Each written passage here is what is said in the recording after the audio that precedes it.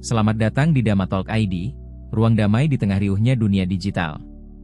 Di sini, kami mengulas Dhamma ajaran Sang Buddha dengan cara yang ringan, namun tetap mendalam dan bermakna.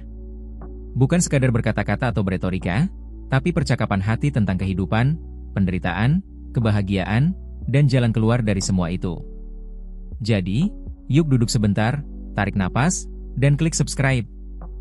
Ingat jargonnya. Ngobrol Dhamma, nyentuh hati.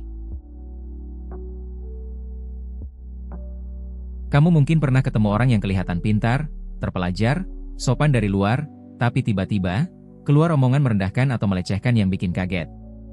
Nah, dalam Ambattha Sutta, Sang Buddha pernah berhadapan langsung dengan orang kayak gitu. Dan cara beliau merespons? Bukan dengan marah, tapi dengan kebijaksanaan yang bikin diam, mikir, dan malu sendiri. Kita kadang bangga dengan latar belakang kita, aku lulusan ini, aku anak siapa, atau, aku lebih tahu karena aku dari kelompok ini. Tapi Ambattha Sutta ngajarin bahwa kesombongan bisa bikin kita buta terhadap kebenaran. Cerita ini datang dari pertemuan legendaris antara Sang Buddha dan seorang Brahmana muda, Ambattha. Ambattha ini dikirim oleh gurunya, Poharasati, buat menyelidiki siapa sih Gotama ini. Kok namanya mulai dikenal di mana-mana? Tapi dia datang bukan buat belajar. Dia datang dengan dada membusung, bicara merendahkan, dan menyombongkan kasta Brahmananya. Sang Buddha menerima kedatangan Ambattha tanpa marah.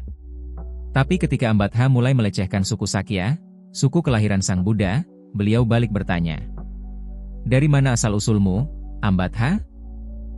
Dan ternyata, keturunan Ambattha berasal dari budak perempuan dalam garis Sakya. Artinya, secara silsilah, Ambattha malah lebih rendah dari yang dia hina sendiri.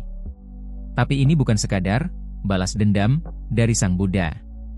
Beliau mengajarkan satu hal penting.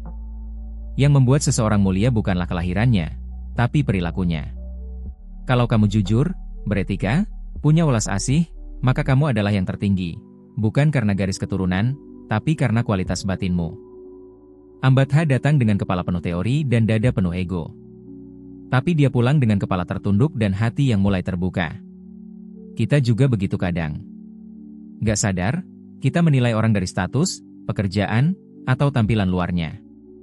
Padahal, Sang Buddha udah jelas bilang, bukan karena kelahiran seseorang jadi suci, tapi karena kelakuannya. Jadi kalau kamu hari ini merasa direndahkan, dihina, atau justru tergoda dan terdorong untuk merendahkan orang lain, ingat aja kisah Ambattha. Karena, kadangkala, yang kita anggap rendah, hina dan lebih buruk dari kita, justru seringkali punya kelebihan, keunggulan, dan kebijaksanaan yang bikin kita malu sendiri. Gak mau kan? Berada pada kondisi yang tidak mengenakan kayak gitu?